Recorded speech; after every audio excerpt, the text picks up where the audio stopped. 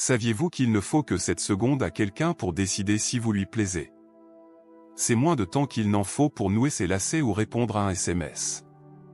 Dans ces moments précieux, nous envoyons des signaux par notre langage corporel, le ton de notre voix et même le regard dans nos yeux, qui façonnent la façon dont les autres nous perçoivent. Le plus drôle dans tout ça, c'est que vous n'avez pas besoin d'être la personne la plus drôle, la plus intelligente ou la mieux habillée de la pièce pour faire une bonne première impression.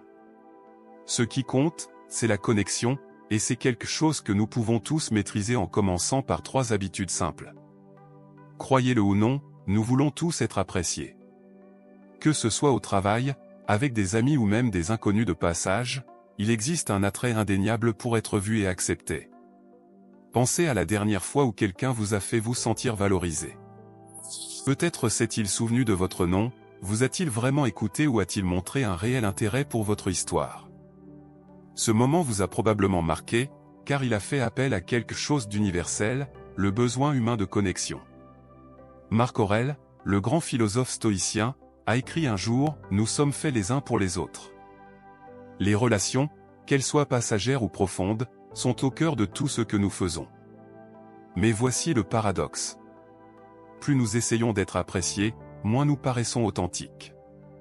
Le secret n'est pas d'impressionner les autres, mais de leur donner le sentiment d'être important. En maîtrisant quelques compétences subtiles, vous pouvez transformer la façon dont les gens réagissent avec vous. Vous n'avez pas besoin de changer qui vous êtes pour être sympathique, vous devez simplement comprendre ce qui fait que les gens se sentent vus, entendus et valorisés. Dans cette vidéo, nous allons nous concentrer sur les astuces les plus simples pour que tout le monde vous aime instantanément. Avant de commencer, veuillez vous abonner et appuyer sur la cloche de notification pour ne jamais manquer d'autres vidéos incroyables comme celle-ci. Commençons. Le problème, pourquoi être apprécié est-il si difficile? Avez-vous déjà quitté une conversation en repassant tout ce que vous avez dit, en vous demandant si vous aviez l'air gêné? Peut-être essayez-vous de faire bonne impression, en choisissant soigneusement vos mots, en souriant au bon moment, mais la connexion semblait toujours rompue. Ce sentiment de découragement, j'aurais dû faire mieux, est plus courant qu'on ne le pense. En fait, c'est l'une des expériences humaines les plus partagées. La vérité est que les interactions sociales s'accompagnent souvent d'une peur silencieuse mais persistante du rejet. C'est cette petite voix dans votre tête qui vous murmure « Et s'il ne m'aime pas ? Et si je dis quelque chose de mal ?» Cette peur peut vous amener à trop réfléchir, à analyser chaque mot, chaque geste ou chaque pause au lieu d'être présent dans l'instant présent. L'insécurité s'installe et, avant même de vous en rendre compte, vous vous concentrez davantage sur vos propres performances que sur la personne en face de vous. Ajoutez à cela les distractions modernes. Les réseaux sociaux nous ont appris à nous connecter via les écrans, à aimer, à commenter et à partager. Mais les conversations en face à face exigent un niveau de présence et de vulnérabilité qui peut sembler écrasant. Le contact visuel semble plus difficile à maintenir, les silences semblent plus gênants et l'envie de consulter votre téléphone peut vous éloigner du moment présent. Ces habitudes, bien que minimes, érodent notre capacité à établir rapidement la confiance dans les interactions réelles. Imaginons que vous rencontrez quelqu'un de nouveau lors d'une réunion. Vous essayez d'engager la conversation, mais à mi-chemin, cette personne jette un coup d'œil à son téléphone ou vous fait un signe de tête distrait. Soudain, vous vous sentez sans importance, même si son intention n'était peut-être pas de vous ignorer. Des moments comme cela se produisent tous les jours et ils créent des barrières invisibles entre nous. Mais il y a de l'espoir. Être sympathique ne signifie pas être parfait ou charmé sans effort. Il s'agit de comprendre les petites façons humaines de combler ces lacunes, des façons que tout le monde peut apprendre. Et la bonne nouvelle, c'est que vous n'avez pas besoin de deviner. Il existe des techniques éprouvées pour vous aider à percer le bruit, à vous connecter profondément et à faire une impression durable. Alors arrêtons de trop réfléchir et commençons à apprendre. Le secret pour être immédiatement apprécié n'est pas un mystère. C'est une compétence, et comme toute compétence, elle peut être maîtrisée avec de la pratique. Le pouvoir de l'attention authentique. Imaginons que vous entrez dans une salle pleine de gens, chacun engagé dans sa propre conversation. Imaginez maintenant qu'une personne se tourne vers vous, vous regarde dans les yeux, non pas comme pour vous fixer du regard, mais avec chaleur et présence, et écoute sincèrement ce que vous avez à dire. Vous vous sentirez important, n'est-ce pas? Respecté, valorisé. C'est le pouvoir transformateur d'une attention sincère. C'est un cadeau que nous désirons tous, mais que nous donnons ou recevons rarement. Avez-vous déjà eu une conversation où vous aviez l'impression que votre interlocuteur n'était pas vraiment là? Peut-être qu'il n'arrêtait pas de jeter un œil à son téléphone, de vous interrompre au milieu d'une phrase ou d'acquiescer distraitement pendant que son esprit vagabondait ailleurs. Des moments comme ceux-ci nous rappellent à quel point l'attention sincère est devenue rare. Pourtant, la capacité à faire en sorte que quelqu'un se sente vraiment vu et entendu est l'un des moyens les plus rapides de créer une connexion. En fait, votre attention totale est l'un des cadeaux les plus précieux que vous puissiez offrir. C'est la base de la sympathie. Au fond, une attention authentique n'est pas compliquée, mais elle nécessite une intention. Les gens ne veulent pas seulement être entendus, ils veulent se sentir compris. Lorsque vous vous concentrez entièrement sur la personne en face de vous, vous lui donnez quelque chose dont elle ne se rend peut-être même pas compte qu'elle en a envie. Voyez les choses ainsi, l'attention est comme la lumière du soleil. Tout comme les plantes prospèrent lorsqu'elles sont exposées à la lumière, les gens prospèrent lorsqu'ils se sentent remarqués et valorisés. La bonne nouvelle? Vous pouvez maîtriser cette compétence avec quelques habitudes simples mais efficaces. Commencez par le contact visuel. Un contact visuel naturel et constant crée un message implicite. Je suis là et je t'écoute. Regardez directement la personne à qui vous parlez, mais n'en faites pas trop. Fixer l'autre trop intensément peut être intimidant, alors considérez cela comme un rythme doux. Laissez votre regard se déplacer de temps en temps, mais revenez toujours au sien pour montrer que vous êtes présent. Ce simple geste permet d'établir la confiance plus rapidement que n'importe quel mot. Ensuite, exercez-vous à écouter sans interrompre. Trop souvent, nous sommes tellement impatients de partager nos pensées que nous intervenons avant que l'autre personne ait fini la sienne. Ou pire, nous sommes déjà en train de rédiger notre réponse alors qu'elle parle encore. Mais une véritable écoute consiste à mettre de côté vos propres pensées et à accorder toute votre attention aux autres. Laissez-les finir. Même dans les moments de silence, résistez à l'envie de combler le vide. Parfois, ces pauses donnent aux gens l'espace nécessaire pour partager quelque chose de plus profond. Une autre habitude clé consiste à leur renvoyer leurs paroles. Lorsque quelqu'un partage quelque chose d'important, répétez une partie de ce qu'il a dit ou résumez-le dans vos propres mots. Par exemple, vous pourriez dire « J'ai l'impression que tu dis des conneries » ou « Ce que j'entends, c'est… » Cela montre non seulement que vous écoutez, mais cela permet également de clarifier la conversation. Cela indique à votre interlocuteur que je vous entends et que j'apprécie ce que vous dites. Laissez-moi vous raconter une petite histoire. Une de mes amies s'est un jour sentie très mal à l'aise lors d'un événement de réseautage. Elle se tenait tranquillement dans un coin, ne sachant pas comment entamer une conversation. Finalement, quelqu'un s'est approché d'elle et lui a demandé « Comment trouvez-vous l'événement jusqu'à présent ?» Ce n'était pas la question en elle-même qui comptait. C'était la façon dont la personne l'écoutait. Elle a maintenu un contact visuel, a hoché la tête de manière réfléchie et a répété ses paroles sans l'interrompre. Cet échange de 5 minutes lui a permis de se sentir comprise et à l'aise. Tout cela parce que quelqu'un a pris le temps de vraiment écouter. C'est le genre d'impact que vous pouvez avoir sur les autres lorsque vous leur accordez toute votre attention. Il ne s'agit pas d'avoir la réponse parfaite ou de les éblouir avec votre charme. Il s'agit de leur donner le sentiment d'être important. Même les stoïques reconnaissaient le pouvoir de l'écoute. Marc Aurèle a écrit « Il est impossible d'apprendre ce que l'on croit déjà savoir ». En silence, nous nous ouvrons à une compréhension plus profonde des autres.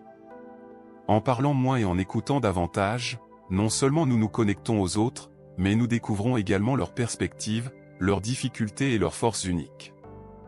J'ai déjà appliqué cette approche lors d'une situation de travail tendue. Un collègue est venu me voir, frustré et dépassé par un projet. Au lieu de lui prodiguer des conseils, je me suis contenté de l'écouter. J'ai hoché la tête de temps en temps, maintenu un contact visuel et exprimé ce sentiment. On dirait que tu te sens coincé. Ce simple signe de tête a apaisé leur tension. À la fin de la conversation, ils m'ont remercié. Non pas parce que j'ai résolu leurs problèmes, mais parce que je leur ai permis de se sentir écoutés. Lorsque vous accordez à quelqu'un toute votre attention, vous faites plus que simplement l'écouter. Vous créez un espace dans lequel il peut s'exprimer pleinement. Ce genre de relation est rare. Et pour cette raison, elle est inoubliable. Les gens ne se souviendront pas toujours des détails de ce que vous avez dit, mais ils se souviendront de ce que vous leur avez fait ressentir. Et dans ces moments d'attention sincère, la sympathie devient naturelle. Reflétez sans se perdre. Avez-vous déjà rencontré quelqu'un et ressenti une connexion instantanée, comme si vous le connaissiez depuis des années? Il est probable qu'un effet miroir subtil ait joué un rôle. Le reflet, lorsqu'il est fait naturellement, crée un sentiment subconscient de similitude entre deux personnes.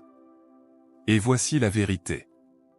Lorsque les gens ont le sentiment que vous leur ressemblez, ils sont plus susceptibles de vous faire confiance et de vous apprécier. Mais soyons clairs, le mimétisme n'est pas une question d'imitation. Il ne s'agit pas de copier les moindres faits et gestes de quelqu'un ou de répéter ses paroles. Cela paraîtrait étrange et peu sincère, n'est-ce pas? En réalité, le reflet est un équilibre délicat. Il s'agit de s'harmoniser avec l'énergie de l'autre personne, comme deux voix qui se mélangent dans une chanson. C'est assez subtil pour passer inaperçu, mais assez puissant pour créer un véritable rapport. La psychologie qui sous-tend ce phénomène est simple. Les humains sont naturellement attirés par les personnes qui leur ressemblent. C'est une réponse évolutive. La similitude est un signe de sécurité et de familiarité. Lorsque vous faites correspondre subtilement le langage corporel, le ton ou le rythme de la parole de quelqu'un, son cerveau l'enregistre. Cette personne me comprend. Cela crée une connexion tacite avant même qu'un seul mot significatif ne soit échangé. Décomposons cela en étapes simples. Tout d'abord, adaptez leur niveau d'énergie et leur rythme de parole. Si quelqu'un parle lentement et de manière réfléchie, résistez à l'envie de vous précipiter. Au lieu de cela, ralentissez et adaptez-vous à son rythme. À l'inverse, si quelqu'un est animé et enthousiaste, laissez votre ton refléter son énergie. Cet alignement crée un flux naturel, ce qui rend l'interaction fluide. Ensuite, reproduisez leur langage corporel positif. Faites attention à la façon dont ils se positionnent. Est-ce qu'ils se penchent légèrement en avant, font des gestes de la main ouverte ou hochent la tête en parlant? En reproduisant subtilement ces mouvements, vous envoyez un message non verbal qui dit « Je suis avec toi ». Mais n'oubliez pas que la subtilité est essentielle. Évitez les gestes exagérés ou l'imitation de chaque mouvement, car cela peut paraître forcé, voire moqueur et insincère. Enfin, adaptez-vous à leur style de communication. Certaines personnes parlent de manière formelle, en choisissant leurs mots avec précision, tandis que d'autres sont décontractées et conversationnelles. En adaptant votre style au leur, vous créez un sentiment d'alignement qui les met à l'aise. Par exemple, si quelqu'un utilise un langage simple et direct, évitez les phrases trop fleuries. En revanche, s'il parle avec chaleur et enthousiasme, laissez votre ton refléter cette ouverture. Considérez le reflet comme une danse. Vous n'essayez pas de copier exactement leurs pas. Vous bougez simplement en synchronisation avec leur rythme. C'est ce qui donne une impression naturelle. Comme l'harmonisation en musique, le reflet consiste à se fondre harmonieusement sans perdre son individualité. Voici un exemple de son fonctionnement. Une collègue m'a un jour raconté l'histoire d'un entretien d'embauche qui lui a semblé être une bataille difficile. L'intervieweuse était réservée, parlait doucement et maintenait un ton formel. Au début, ma collègue, qui est naturellement extravertie et énergique, a eu du mal à trouver un terrain d'entente. Mais au lieu de submerger l'intervieweuse avec son enthousiasme habituel, elle a ajusté son énergie, adouci son ton et s'est adaptée à leur style de communication formel. À la fin de l'entretien, ils échangeaient déjà facilement leurs idées. Le changement n'était pas radical. Il était subtil et intentionnel, et il a laissé une impression durable. Le pouvoir du reflet ne se limite pas aux environnements professionnels. Il peut également transformer les interactions quotidiennes. Imaginez cela. Vous rencontrez quelqu'un de nouveau lors d'un événement social. Cette personne se penche légèrement en avant pendant qu'elle parle, vous reproduisez donc ce mouvement subtil. Elle fait des gestes avec les mains ouvertes et vous faites parfois de même. Ils sont décontractés et conversationnels, vous gardez donc un ton léger et accessible. Sans s'en rendre compte, ils se sentent plus connectés à vous, comme si vous étiez déjà sur la même longueur d'onde. Même Marc Aurèle, le grand philosophe stoïcien, a souligné l'importance de comprendre les autres pour instaurer la confiance. Bien qu'il n'ait pas écrit directement sur le sujet, ses enseignements s'alignent sur ces principes. En observant les autres et en vous adaptant à eux, vous favorisez l'harmonie et la connexion, fondement du respect mutuel. Vous n'essayez pas de copier exactement leurs pas. Vous bougez simplement en synchronisation avec leur rythme. C'est ce qui donne une impression naturelle. Comme l'harmonisation en musique, le reflet consiste à se fondre harmonieusement sans perdre son individualité. Voici un exemple de son fonctionnement. Une collègue m'a un jour raconté l'histoire d'un entretien d'embauche qui lui a semblé être une bataille difficile. L'intervieweuse était réservée, parlait doucement et maintenait un ton formel. Au début, ma collègue, qui est naturellement extravertie et énergique, a eu du mal à trouver un terrain d'entente. Mais au lieu de submerger l'intervieweuse avec son enthousiasme habituel, elle a ajusté son énergie, adouci son ton et s'est adaptée à leur style de communication formel.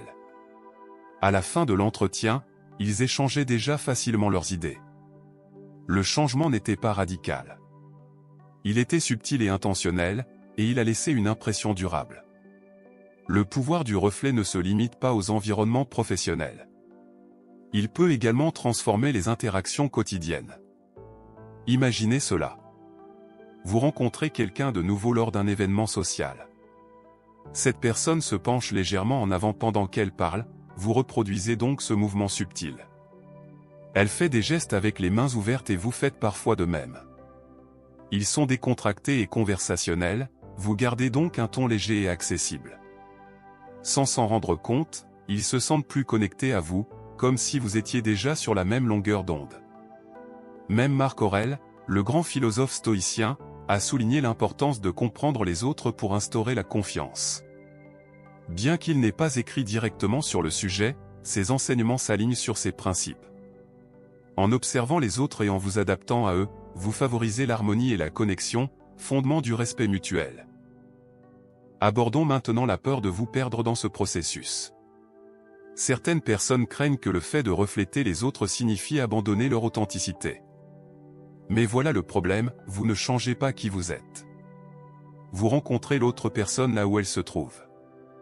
Il s'agit de trouver un équilibre entre être soi-même et s'adapter.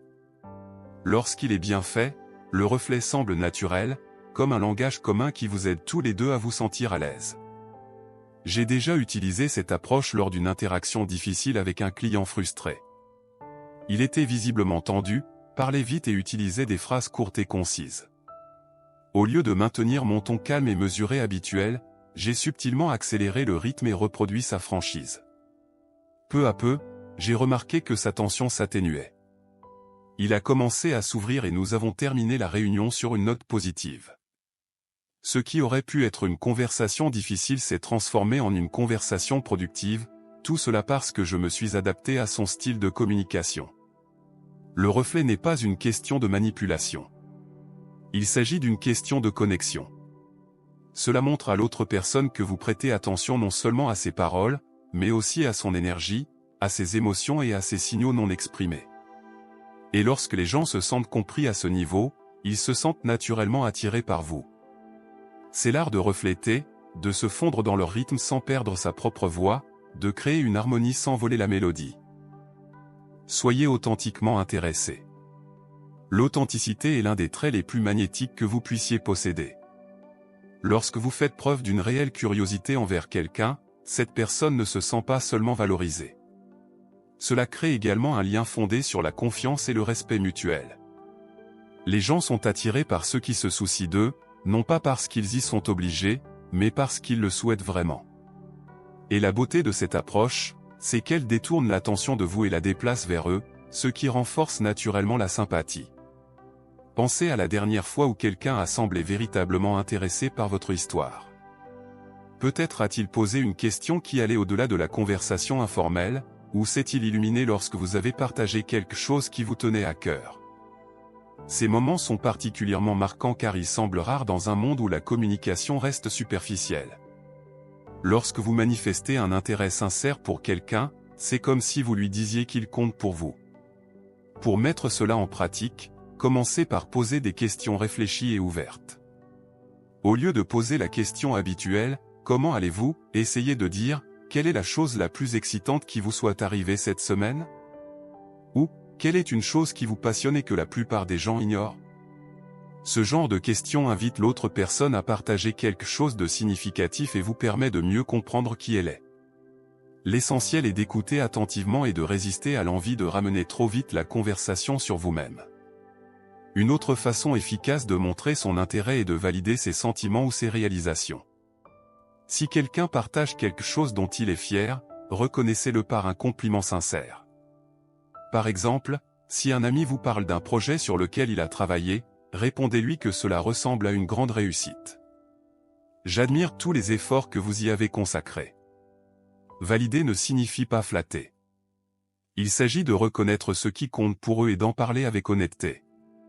Mais s'intéresser sincèrement ne signifie pas seulement écouter. Il s'agit également de partager un peu de vous-même en retour. Si quelqu'un vous parle d'une histoire personnelle, répondez avec quelque chose de pertinent dans votre propre vie. Par exemple, s'il est enthousiaste à l'idée de commencer un nouveau passe-temps, racontez-lui un moment où vous avez ressenti la même chose en essayant quelque chose de nouveau. Cet équilibre entre l'écoute et le partage crée un pont de connexion à double sens. C'est ainsi que nous passons du statut d'étranger à celui de personnes qui tissent des liens significatifs. L'authenticité dans ce sens est comme un pont. C'est la structure qui permet à deux personnes de franchir le fossé de l'inconnu et de se rencontrer au milieu. Sans elle, les conversations semblent mécaniques ou forcées. Avec elle, les connexions deviennent faciles et mémorables. Il y a quelques années, j'ai rencontré une personne lors d'un atelier qui semblait réservée et hésitante à s'engager. Au lieu de poser des questions génériques, je lui ai demandé quel était le thème de l'atelier et pourquoi elle avait choisi d'y participer. Un petit changement a ouvert les vannes. Elle m'a raconté une histoire personnelle sur la façon dont elle a dû lutter contre le doute et elle était là pour apprendre à le surmonter. Pendant qu'elle parlait, j'ai validé son courage et j'ai partagé ma propre expérience de lutte contre le doute. À la fin de cette conversation, nous n'étions plus seulement des participants au même événement. Nous étions deux personnes qui avaient un lien plus profond. Ce type d'intérêt authentique était quelque chose que les stoïciens comprenaient bien. Marc Aurèle a souvent écrit sur l'importance de comprendre les autres, d'observer leur nature et de les traiter avec gentillesse. L'authenticité, en son essence, consiste à aligner vos actions sur vos valeurs. Lorsque vous approchez quelqu'un avec une curiosité sincère, vous lui montrez votre véritable personnalité tout en l'invitant à faire de même. Mais soyons clairs, l'authenticité ne signifie pas trop en dire ou se perdre dans le processus. Il ne s'agit pas d'impressionner les autres ou de chercher à tout prix à trouver un terrain d'entente. Il s'agit plutôt d'être pleinement présent et ouvert, de laisser la connexion se développer naturellement. Si quelqu'un a l'impression que votre intérêt est forcé ou égoïste, cela peut avoir l'effet inverse. C'est pourquoi il est si important de rester ancré dans ses intentions. Un exemple historique du pouvoir de l'authenticité nous vient d'Abraham Lincoln. Connu pour sa curiosité sincère et sa capacité à se connecter aux autres, Lincoln posait souvent des questions aux gens sur leur vie, leurs difficultés et leurs perspectives.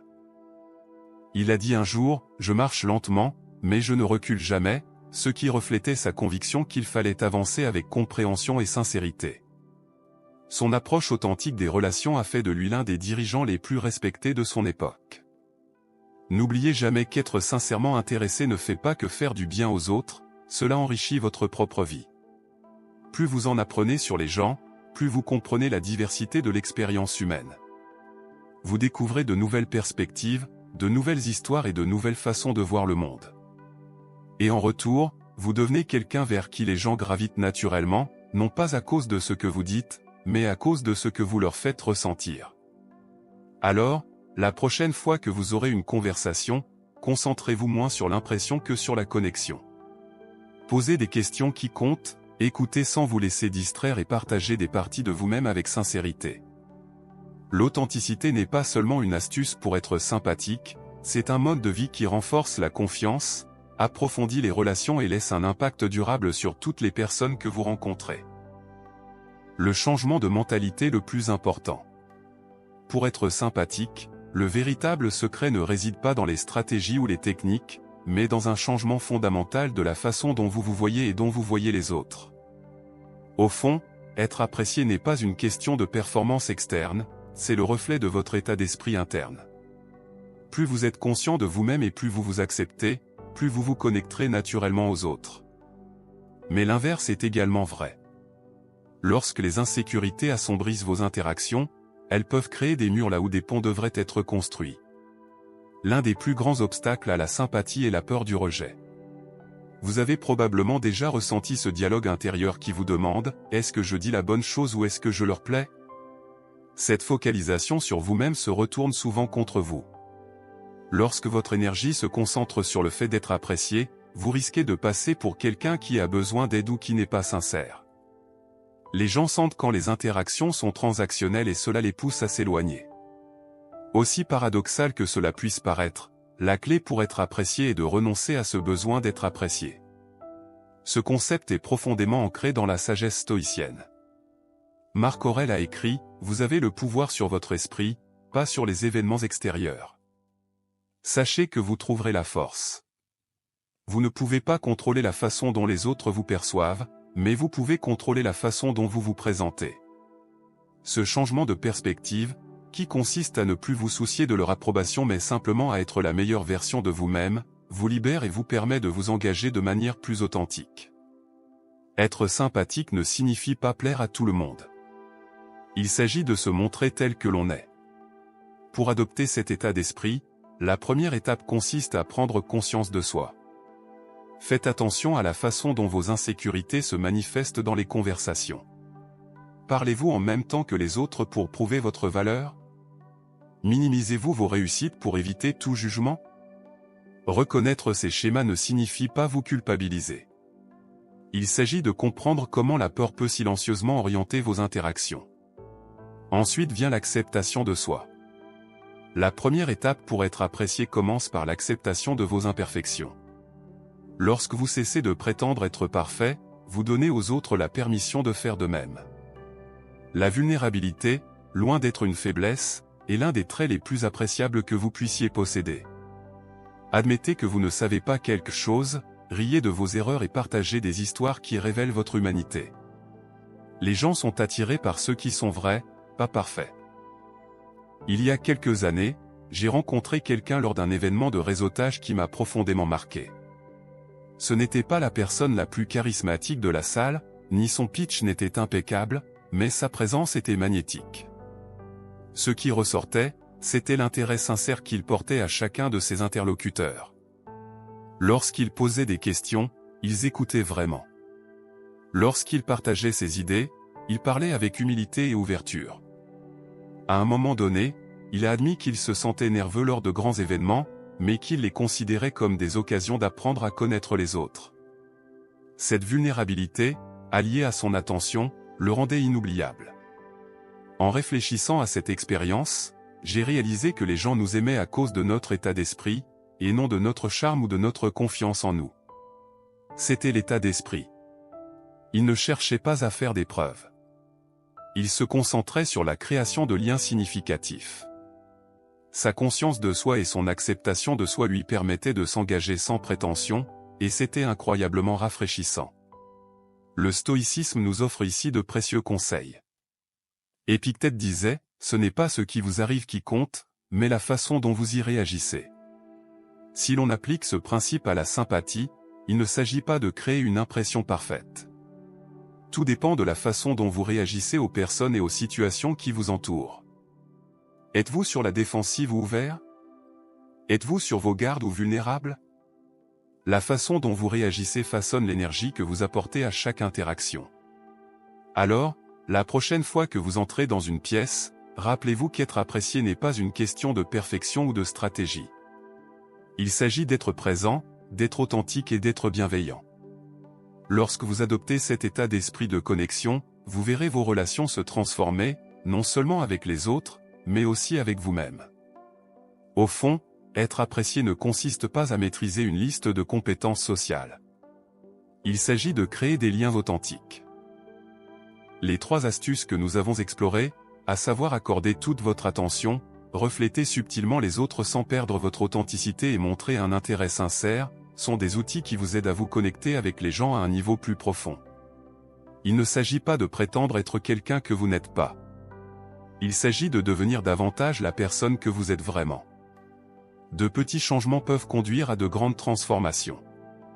Un mot gentil, un moment de curiosité sincère ou le courage de baisser la garde peuvent transformer une interaction fugace en quelque chose de significatif. N'oubliez pas que vous n'avez pas besoin d'être parfait pour être sympathique. Ce qui compte le plus, c'est votre volonté d'être présent et de laisser les autres voir votre véritable personnalité. Laquelle de ces habitudes vous parle le plus, ou avez-vous un secret pour créer des liens instantanés? Faites-le moi savoir, j'aimerais entendre votre histoire. Si vous avez trouvé cette vidéo utile, n'oubliez pas d'appuyer sur le bouton j'aime et de vous abonner pour plus de contenu pertinent.